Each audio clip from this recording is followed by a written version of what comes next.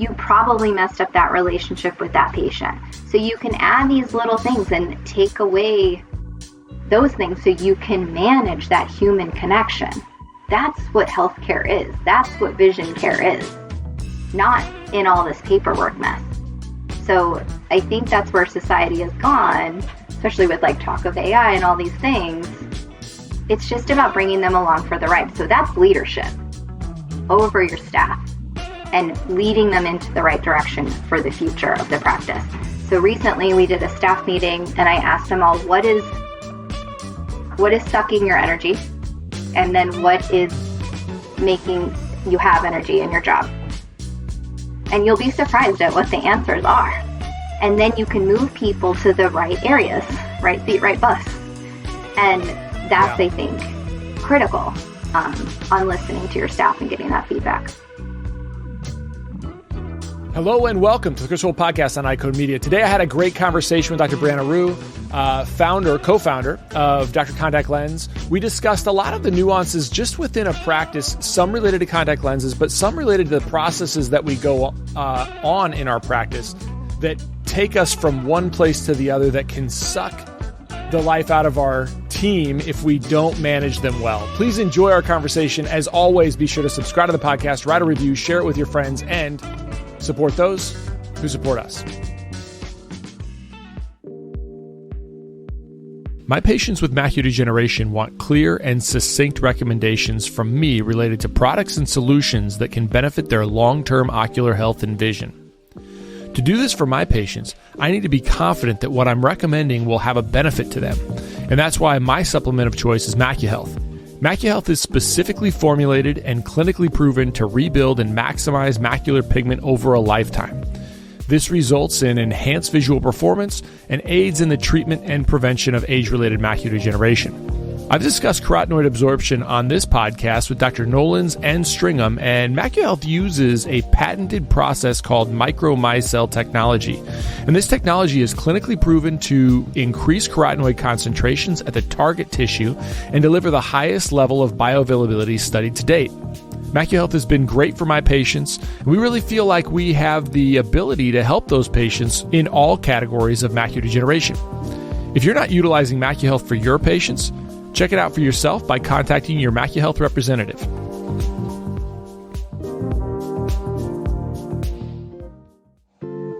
Getting young presbyopes into progressive lenses can be tough, but it doesn't have to be. Verilux Liberty 3.0 lenses are an introductory solution for new and young presbyopes, and they are available in select ad powers. This lens provides all-in-one balanced vision for an accessible and great first-time progressive lens wearing experience. Learn more about Verilux Liberty 3.0 lenses and get free resources to help start the progressive lens conversation with young presbyopes at essilorpro.com/Verilux. I'm down to 1.5 days a week in the practice, and then I have 2 associates that work there, and then I do Dr. Contact Lens the rest of it. So I think what mine is, just because I'm working with practices like all over the country like you, is just I'm able to see what's working and what's not in like now hundreds of locations, and then can take the good with the bad. And I just feel like my reach is so much bigger now than just the practice walls. Yeah, no, totally. I mean, I think the thing that I see in a lot of cases is this. I encourage people to start thinking about doing other things, not necessarily because optometry isn't important and it's not valuable. It is, but I think having perspective outside of your walls and even having perspective on the struggles of other practices, how that impacts your practice and working through those things are really helpful. But the other thing that I think is way understated is it gives you time to think about other things. And, you know, you see so much burnout right now. I don't know if you see this at all, but I see so much burnout in the profession. You know, I've mentioned this comment before, but I was blown away. In New York, I had dinner with 2 new MSOs, so medical science MSLs, medical science liaisons, and it's crazy. So, Brianna, when I actually was able to have one on the podcast. Her boss allowed her to be on the podcast, and then then the company put the kibosh on it. So like I was just having a conversation with another human who happened to have this role, and I was like, look, there should be a peek behind the curtain of what an MSL is. I want my listeners to hear about it. And so I told her, look, I'll send it to you after we're done. We didn't mention any product names. We just talked about disease state. And it was a great conversation, like a top 10 conversation. And she sent it to her superiors, and they were like, nope, you can't have this out. And I was like, well, I already got your signed consent form, but I'm not going to put you in a bad position, obviously.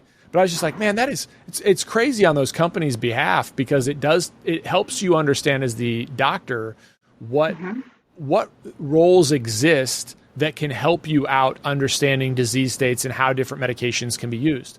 But the reason I bring that point up is that 2 of them had been out of school 5 years or less and were super high trained, they did great residencies. So arguably like the best among us in terms of training. And they're out of the profession. They're not contributing to patient care. They're not, they are contributing to discussions with other people. But I thought, man, how often does that happen? And when I talked to them about it, it sounded like it happened quite often. Yeah, I think it's happening more and more as we're bogged down with patient care. And I think as we go into the podcast further, is just the value that we all are feeling, which is getting minimized. And I think that's where, like Dr. Contact Lens, we just made the Inc. 5000 list as number 41 of the fastest growing companies. And just reflecting back on how abundant our practices are, but where we're spending our time, it's exhausting. So that's, I think, where the burnout is coming. And also from our staff standpoint, we can't be doing the same things that we've been ever doing and thinking it's going to 10x our practices. It's not. And we're not investing. So we're still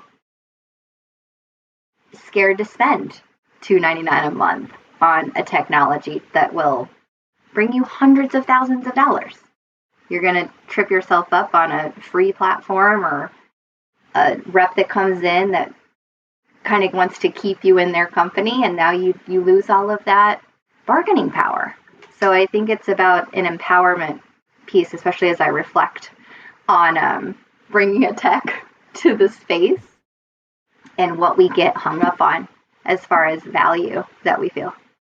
Yeah, so when you think about the value, if we expand upon that, what's your sense of where the disconnect is between what the doctor sees as their value and what a payer sees as their value, or where does that value proposition in your mind lead to a disconnect that is frustrating and exacerbates burnout? I think what I see is, first off, I'll start by stating that if you don't know what your value is, somebody else is going to tell you what it is. And we need to understand that we are running businesses that happen to be optometric practices.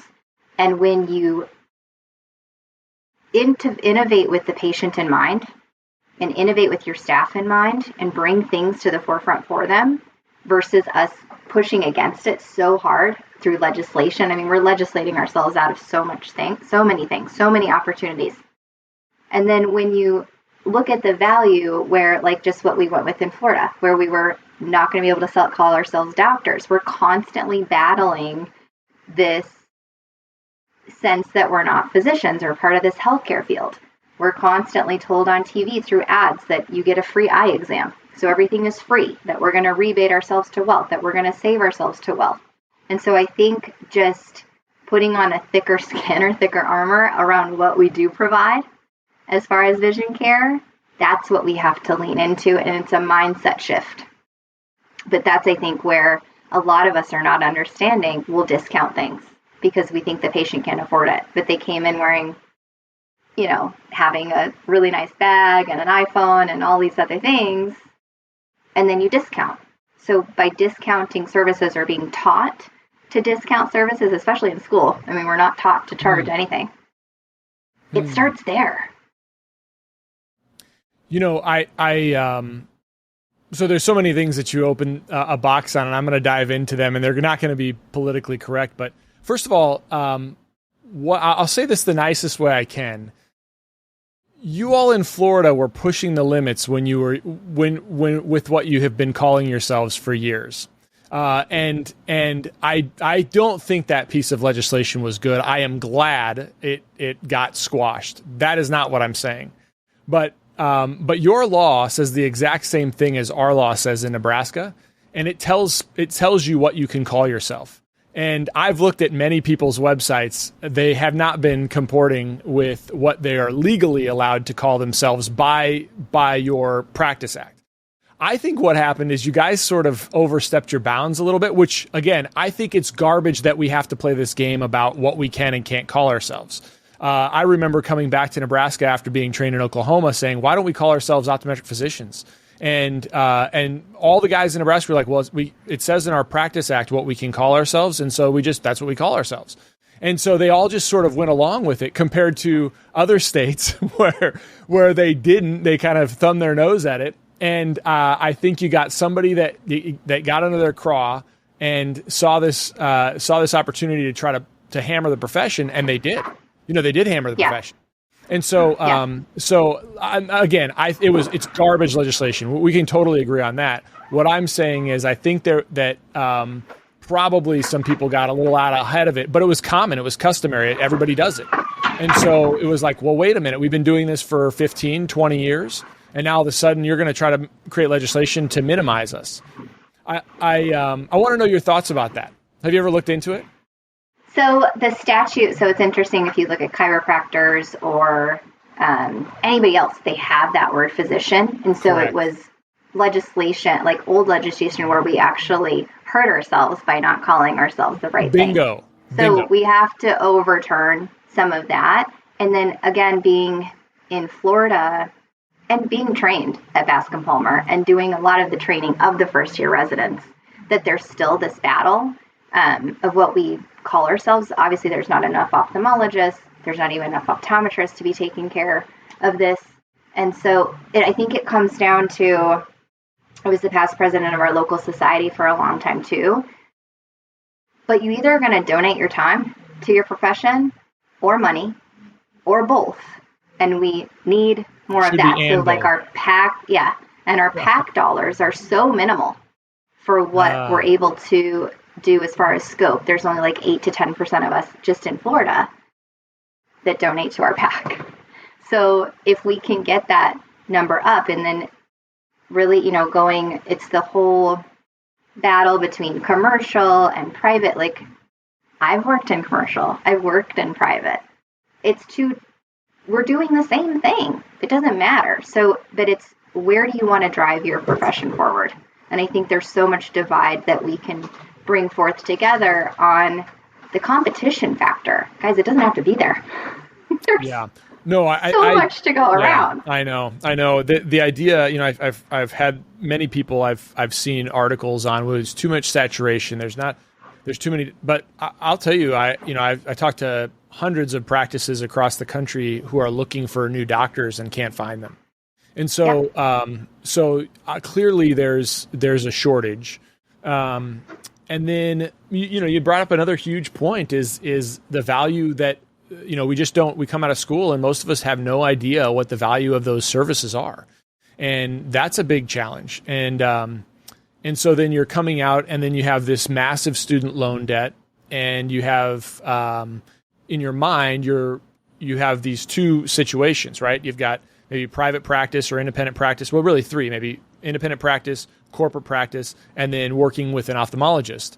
And it comes down to like, well, how do I understand the value of each one of those things? All for the most part is, what's the dollar value that you're going to pay me? It's not, okay, how many patients am I going to have to see? And what types of things are you going to have me do in your clinic? And how many, am I going to have the ability to practice the way I was trained and really build into one of those areas of practice? And that perspective in a lot of cases is really hard to obtain because you're not comparing apples to apples. Yeah. Well, I think too, coming out of residency, knowing what I was getting into with optometry, I don't think a lot of us know exactly what we're getting into in school. And I think there needs to be more advocacy there. So it was interesting. I go to Nova, which is in my backyard, and get to talk to the students, the third and the fourth years, right? And then we did something where some of them came to my practice. So 30 of them came and saw my practice, and I gave a little speech about it. And it was very entertaining on when I was in front of the kids in school, right? They're at a desk. They can't see it. They can't visualize it, right? And most of us are visual learners. When they came to my practice to see it, and I said, imagine yourself walking in the store, parking here, walking in. This is going to be your practice. This is going to be your flow, your patience. They started having these little aha moments of what optometry could be. And I think we have to infiltrate more of that than just this school learning, right? And we have so many practices that could open doors. I'm not saying like a student rotation, not necessarily that, but little opportunities that you can go out in the community and share with your future colleagues what it's going to be about. And that's where more of these conversations can happen, because as more and more of us are women coming out, I want to empower them to realize you can have a family. I only have 2 kids. I don't know how you have 9. But my wife you can have a practice. I started a technology company. And then like you and I, as we're making this transition between practice to industry and bringing light to that, we are starting to change that conversation. And it comes to empowerment. Why do you think that ODs, because I think this is the case too, it's probably across the professions.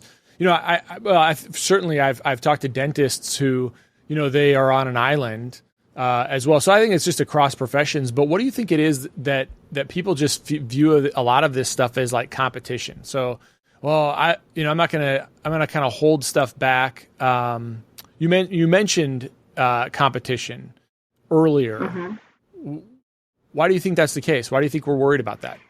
A lot of it's wiring, right? On just human nature. We're negatively wired, and very few of us are positively wired. And so I think, again, it's how you self-talk yourself through things. Your number one competitor is yourself. And so within I drive by 30 doors before I walk in my own optometric practice in the morning. Talk about competition, right? And I just know what I have. I know what value I'm bringing to my patients. And I'm not going to be everybody's cup of tea. And I don't need to be. So I think it's owning yourself and your practice and your entity and what you stand for, and then being comfortable with that to possibly get a bad review or have that patient leave. So I think we're trying so hard to live in this scarcity mindset versus that abundance mindset. And when you flip it, like Dr. Contact Lens, for instance, you connect that. And Chris, location after location, there's 1 million here, 1.2 million here, 1.4 million here in the click of a button. And there's very poor leadership. And so I've had the opportunity to recently hire an amazing executive assistant here. And she worked in my practice. She helped me with Dr. Contact Lens. She knows me. She knows what I'm trying to do in the industry. And she's given me some really, really good feedback as a leader being in the practice and what my blind spots were. And I don't think we use that feedback enough for our staff members. We're making them do these mundane tasks over and over and over, and they forget this and they forget that. Like, just go sit in their chair for 1 second. The phone's ringing off the hook. This is happening. That front desk is intense. And we have to be doing better things with our time. And that's where technology bolts onto our practices to innovate for that patient experience. But for some reason, we all forget when we walk in our doors that we are at some point a consumer. You can get your coffee without talking to somebody. You can get your Target pickup without talking to somebody. Amazon drops 4 packages off at a day. Why is a contact lens box any different? Why is a glasses pickup any different? And so I think we have to leverage more of our practices, but I see it. We're just printing prescriptions to patients. Every time you print a prescription to a patient, you're literally going to your printer and putting a $100 biller in there and hitting copy 3 times. You're handing somebody $300 every time you print a paper copy. You don't have to do that. You can send it to them digitally. It's inside of your contact lens ordering system. And the patient will end up ordering from you. That's what's really cool about us at Dr. Contact Lens making the Inc. list as number 41, top 50 fastest growing companies, is because of this abundance. We're doing all of the hard work, getting it to the 1-yard line, and then dropping the ball. And it's patient after patient after patient. So it's not about seeing more.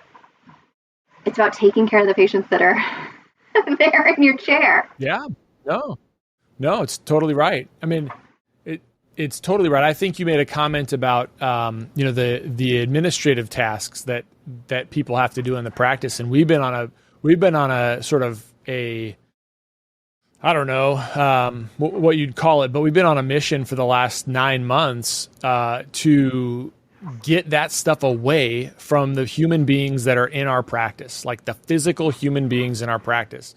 And it's very hard for people to wrap their minds around. Like it took me probably 3 to 4 months, even just to get people to, like they were a few of them were breaking down at the amount of tasks that they had to do. Like, we need more people. Dr. Wolfe, we need more people. I'm overwhelmed. And then to hiring virtual assistants to take that load off of them. And it took like 3 or 4 months for them to realize, like, I'm not trying to take your jobs away. I don't have any interest in removing the number of bodies in my office. What I want to do is make it so that you can focus just on the patient and you can just be there right in front of them and only attend to the needs that they have. And it took like 3 to 4 months before I could even get a list of things that they thought they could offload to a virtual assistant, to where once we hired that virtual assistant, they're coming to the point of crying, instead of crying that they're overworked, crying like, Dr. Wolfe, I'm not going to have any work to do. It's like, that's not what I'm trying to do here, right? The point is that it is very hard to get those people who are overwhelmed by the work that they have to do, these little tasks that you're talking about. It's very hard to get them to see their value outside of those tasks. Yeah. They sort of own it over time, even though they hate that. They don't like that. It's the bane of their existence. And it's what makes them not want to come to work. It's what they see as their value. So how do you communicate using additional technology to your team to be able to say, we need to go all in on this technology, whatever that thing is, so that it's less work for you as opposed to more work for you? Because what they'll see in many cases, Brianna, my suspicion is that you bring in a new program like this, and if it doesn't completely and seamlessly sync with an EHR, then it's more data entry. And they'll look at that small piece of data entry. Maybe it's 20 seconds, maybe it's 60 seconds of additional data entry. I don't know if that's the case with your system, but if it doesn't talk to every system, then it's probably that way, at least a little bit. And if it is, if there's any extra, our team wants to see that as like this barrier, as opposed to seeing, okay, if I can do this 1 minute of data entry for every single one of these patients, that means that I save 15, 20 minutes on 30% of them or 40% of them. And now all of a sudden my job is not to do those other things, but they can't see that part of it. I think a lot of the doctor owners see that, but what's your experience related to that? Yeah. So what's interesting is we're really dealing with process change, and the doctors that adopt it and say, guys, this is the way it's going to be done, and they make their staff get over that 2, 3, 4 week learning curve, are so successful. The ones where they let their staff vote and how they're going to move forward, and they kind of let their staff dictate things, your staff doesn't care if you have another $100,000 or $200,000 in the bank account. They don't care. And so they're going to make a business decision for you that is probably the wrong one. And so there's 2 different practice owners out there. There's the ones that are leveraging it and leading their staff to do it. And I've asked my staff too, what do you enjoy working? Why do you enjoy working here? A lot of them is because, Doc, you're bringing in this, you're bringing in that. But I'm looking for those types of staff members and team members that will adopt change. And the thing too is if you're not changing, your practice is going backwards. So you're constantly just having to keep up, and you need your team members to take demos, to answer sales calls, to bring you new things. I have like a sheet that people will fill out for somebody that calls.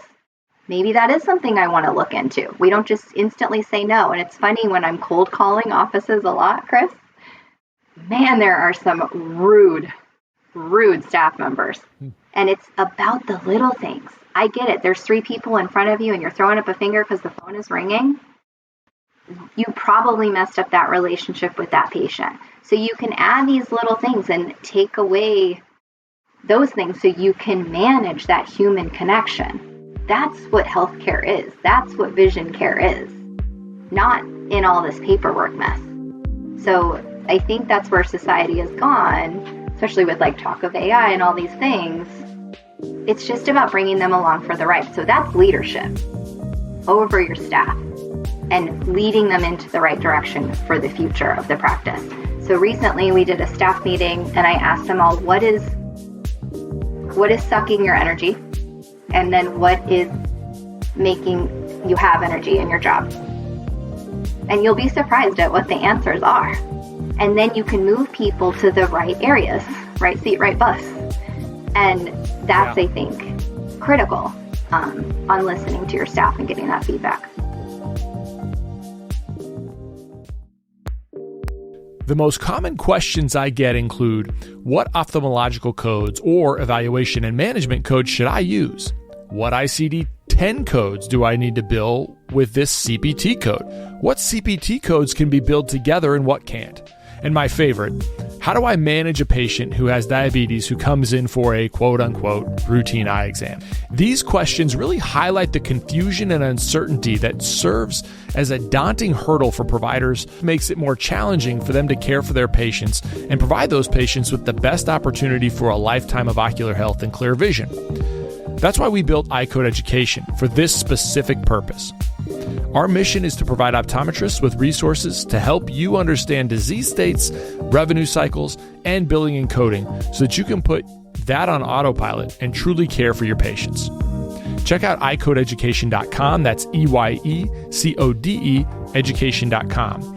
We've developed a premier billing and coding bundle that includes all of our billing and coding resources in one place. We also have a 10% discount code just for listeners of this podcast. Enter the coupon code EYECODEMEDIA22 at checkout. We'd love to work with you. Check out eyecodeeducation.com. I want to discuss the MyDay toric contact lens for a minute.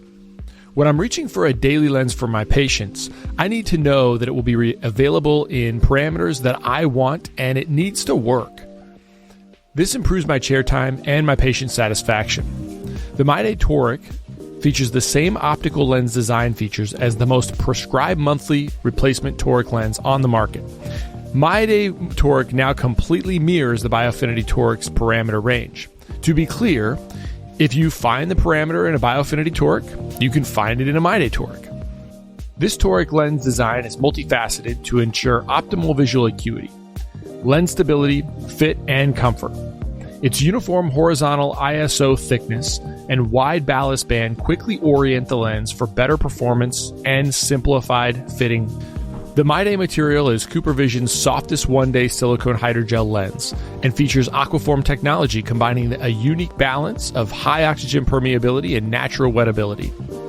The result is a highly breathable lens that keeps our patients' eyes looking clear, white, and healthy. So if you haven't started utilizing MyDay toric in your practice, I'd encourage you to reach out to your CooperVision representative to get started.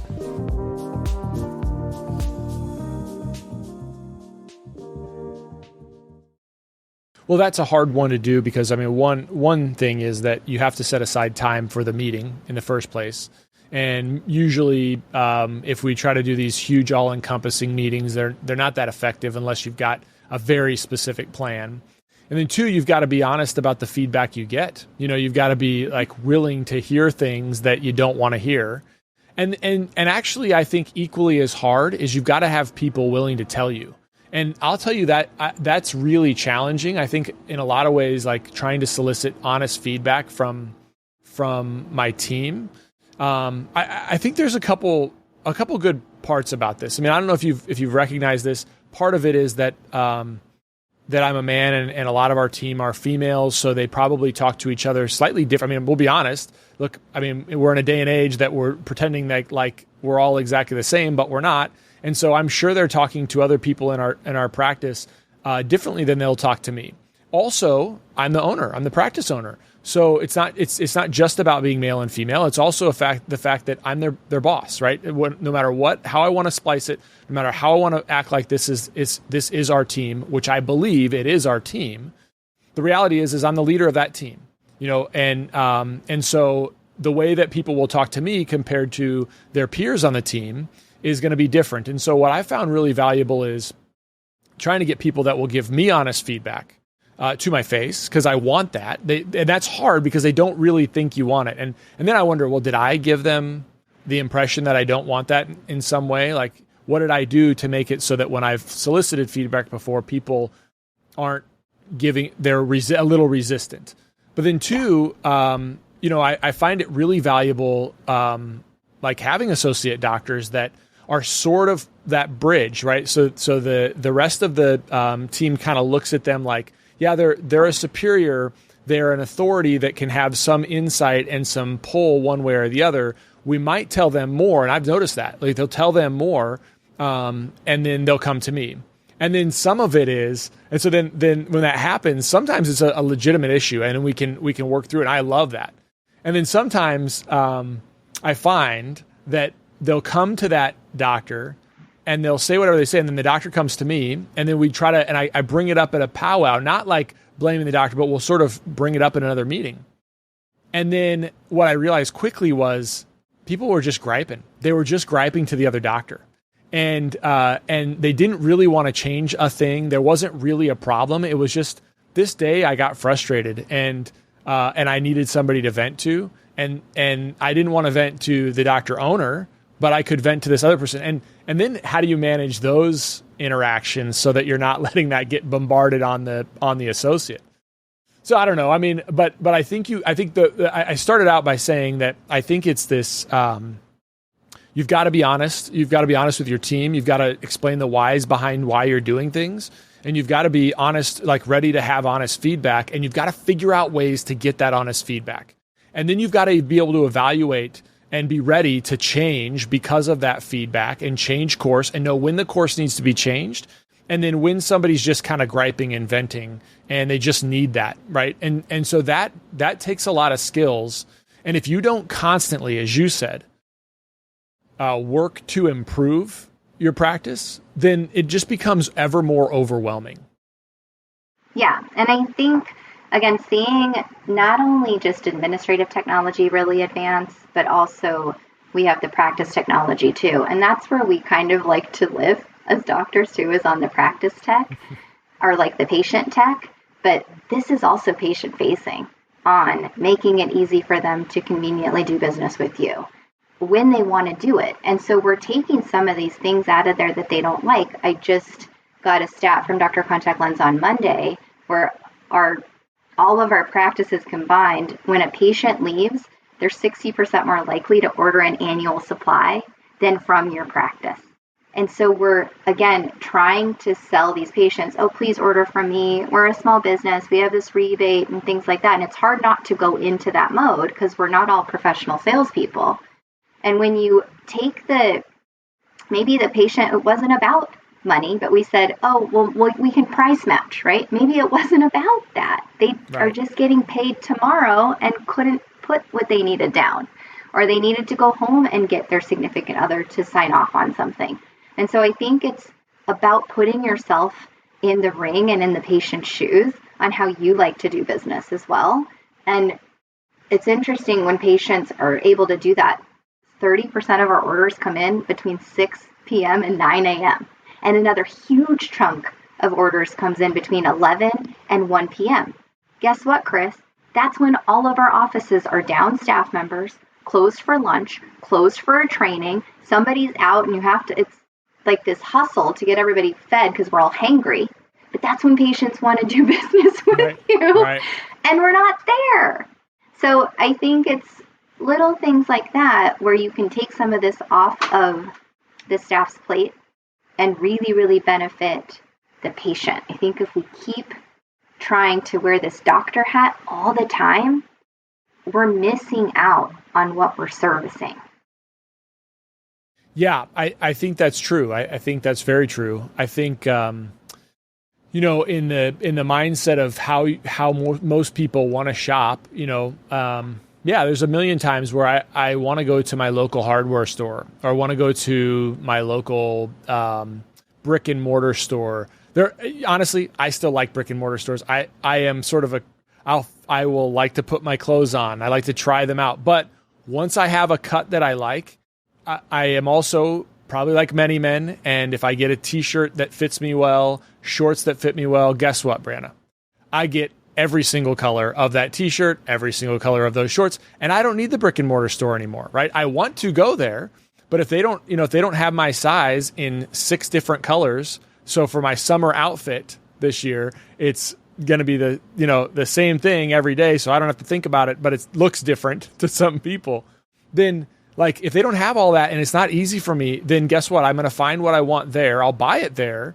But then I get home and I'm like, oh, this is kind of nice. I like this. I could wear this all summer long. Okay, buy 4 more, right? That's my summer outfit. So my point is I get that. Like, and I'll do that at weird times, right? I'll do that after I get done working out in the morning. I'll do that.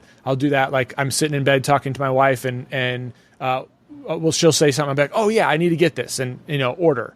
So I think your point is pretty valid related to contact lenses. In this case, it would be, hey, I'm on my last pair. I just put them in. Oh, I can Amazon this. No, I can't get it from Amazon. All right. Well, what's the next step? Right. I totally think that that's the case. Now, you've brought up your company a couple times, and so I think what would be helpful is there's probably a little maybe some confusion or maybe some lack of understanding of maybe the differences between and maybe you don't have to like put down different companies. I know you wouldn't do that, but there's probably 4 different players in this space that are all slightly different. What do you view as kind of your with Dr. Contact Lens? What do you view as sort of the thing you do best? Yeah, what we have really, really learned is that the tech just has to work, right? Or people are going to get frustrated, and then that's where things fizzle out. So our tech build is just incredible. We're integrated now with so many different systems. I was looking at it. I think we have like 48 different integrations now on the back end. And so we're the only agnostic platform out there. You get to pick your distributor. We're working on some other direct relationships as well. And so I think that's really what makes us different is you owning your data, you owning that relationship and not putting it in to somebody else's where now you're held hostage. That is really the main difference here. And again, we're rebating ourselves to wealth because we're giving away valuable patient data that is yours for a 5% rebate or a $50 incentive or whatever it may be. For just think longevity here, 2, 3, 4, 5 years down the road, you're giving all your patient relationships away. So again, I don't care who you give your data to, but you better be using it the way these companies are using it and using it against you. So as I've made this flip. So wait a minute. I would be remiss. I would be like any other podcast host if I let you say that and then not dive deeper into it. So tell me, how do you view that data getting used, and what is the fear / like tactical advantage that a company would have when they get that information? So if you're giving a company directly access to you have the power of the pen as the doctors. And by having multiple manufacturers or multiple ways that we can fit lenses or even glasses in that matter, right? If you're pigeonholing yourself into one vendor and you're giving them directly first name, last name, date of birth, last exam date, all of these parameters, think they don't need you anymore around the power of the pen. especially where online vision tests are headed and things like that. They already got you to write the script, right? And they valued that at XYZ when it was really valued at about 100 times what they're giving you. And so we're not leveraging the data the way that they are. We're really becoming the pawn in the entire system without realizing it. And so that's, again, where you have to run a business and leverage what you have, which are those patient relationships and keeping that patient's data in your practice. Again, I don't care who you give it to, but you better be using it the way that they are. Yeah. And that's what I was saying strategically. With Dr. Contact Lens, we connect to the EMR, we go back in time, show you instantly who never ordered, who's due to reorder, who's due to come back and see you. And time again, the doctors are like, wait, what? I have 700 patients here that need to be seen? I'm like, yeah. And they're like, well, don't send that out. I can't be busier, right? So how that can we, hire again, an associate. You can pay the associate what they want. Yeah. Exactly. Yeah. Or the patients that are due to reorder, just invite them. And recently we had one practice, we sent the little invitation button out, and in 3 days they had over 150 patients order. You could never have processed 150 patient orders in your practice. Right. And again, it's just, you gotta understand you're doing all the work and you're just giving it away. And that's the value piece. So yeah, these platforms are free. They are free for a reason. There is a paid subscription for Dr. Contact Lens for a reason.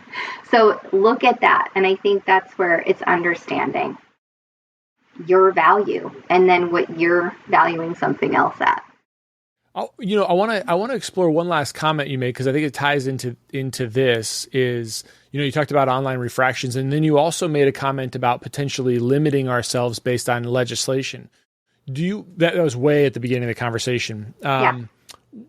In what ways do you view, like what pieces of legislation do you see as being a prohibition on the services that we can provide that you've seen recently?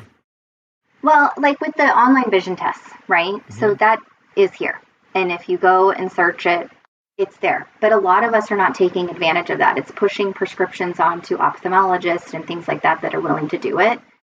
And I think something like, you as a lecturer as well, it's something as little as we don't even have all the technology that a lot of these things have in them in our own practices. Like only 15 to 20% of us have a topographer.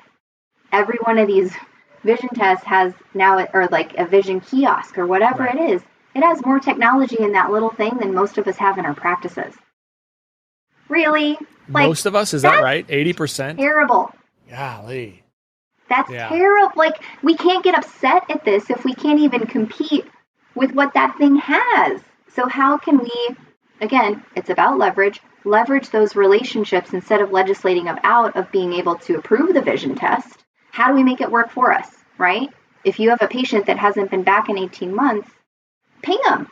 Let's see. Hey, I'm worried about your vision. Take this little vision test here. Let's see what we can do to get you back in. Okay, I reviewed everything. Everything looks good. Here's a link to your prescription, right? So it's about, I've been able to kind of live in that doctor mentality, and I live there a lot, but also live in the disruption phase of what everybody's trying to do is cut that doctor-patient relationship out. You and I both know that's critical to this piece, but if we don't take advantage of it, somebody else will. Well, I think, so I've been, I have been on this side of that issue. My biggest thing is I've ever given advice to any states that are looking to work against some of these entities. My caution has always been two things. First, don't make a law that prevents optometrists from doing something an ophthalmologist can do or another medical doctor. And I'll tell you, we have talked back like from an SGRC standpoint when I was chair of State Government Relations Committee, and before that, and then after that as well. There's a number of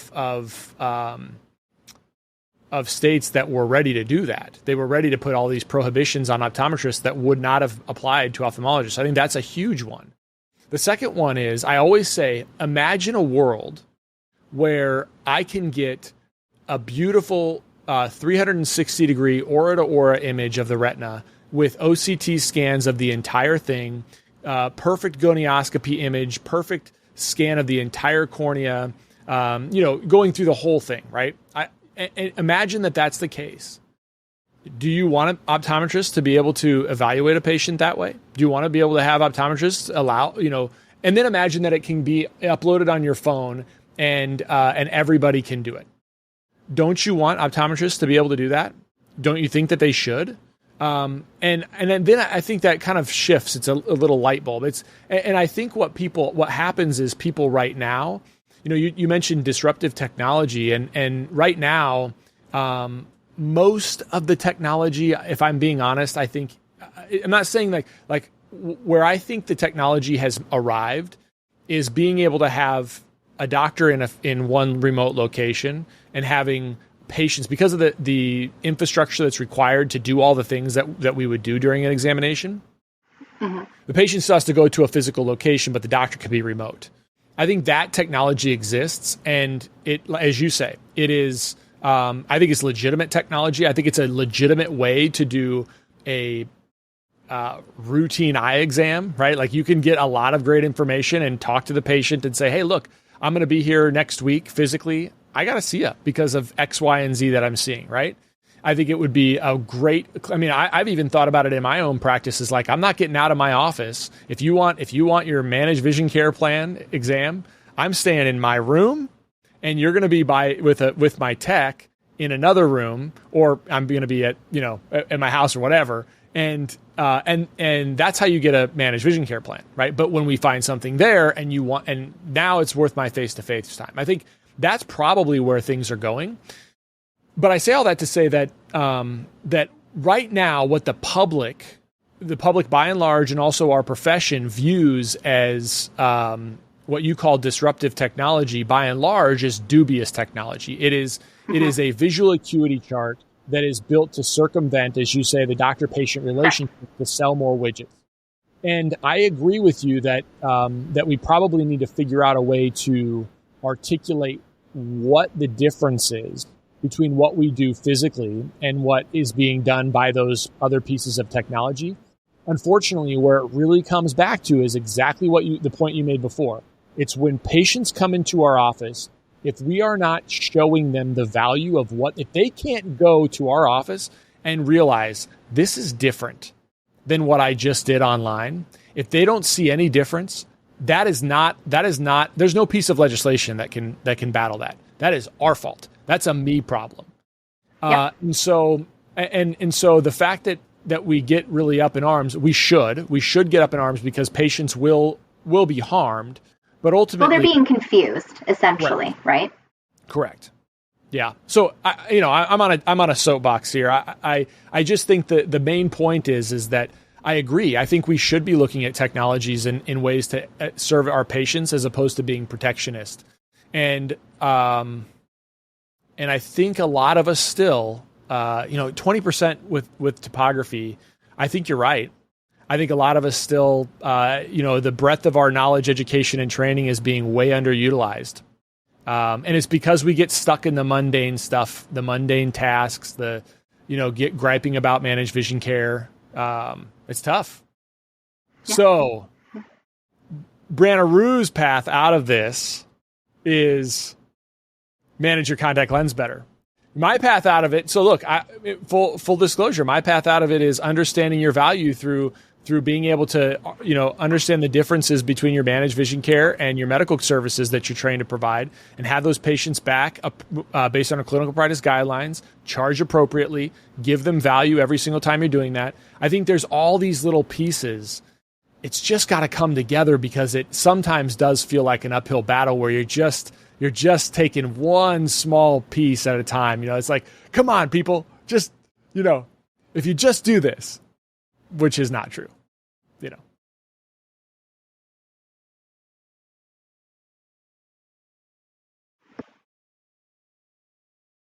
I lost you. There we go. You said, come on, people. Yeah. So I just think, it can be easy to try to find this one fix. The reality is, as you suggest, there's probably, 20 20 to 30 to 40 levers we need to pull within our practices to really kind of take them to the next level. But practices, as you say, that are constantly evolving, constantly looking for those levers, they generally do really well. They do. And it does come to bandwidth, and it comes to figuring out who in your practice can manage a lot of these things and take a hold of it, right? So is that an associate doc? Is that giving them some administrative time? So that's actually what I do with one of my associate doctors. I give her 1 day of administrative tasks with me by her side saying, let's do this, let's innovate here, let's go here. So she's becoming ingrained in that business to see that. And I think the interesting thing with the contact lenses, it's easy to understand, right? You buy it for this, you sell it for this, and you make it for that. The whole chunk of this that we won't have time to talk to today, but the optical side, oh my goodness, right? So we're just not managing to the best of our abilities, nor do we have the bandwidth to do it, but we have to start trusting and putting guardrails in, that feedback loop is there, that patient care loop is there, and then everybody is successful. Awesome. Well, listen, I'll be respectful of your time. Thanks for coming on today. It's been a fun conversation for me. Kudos to what you're doing. It's exciting to see businesses grow. And tell people where they can find you. Yeah, they can find me on LinkedIn, Brianna Rhue, or at drcontactlens.com. So we hope you understand what you're losing and take advantage of it. Awesome. Well, thank you so much.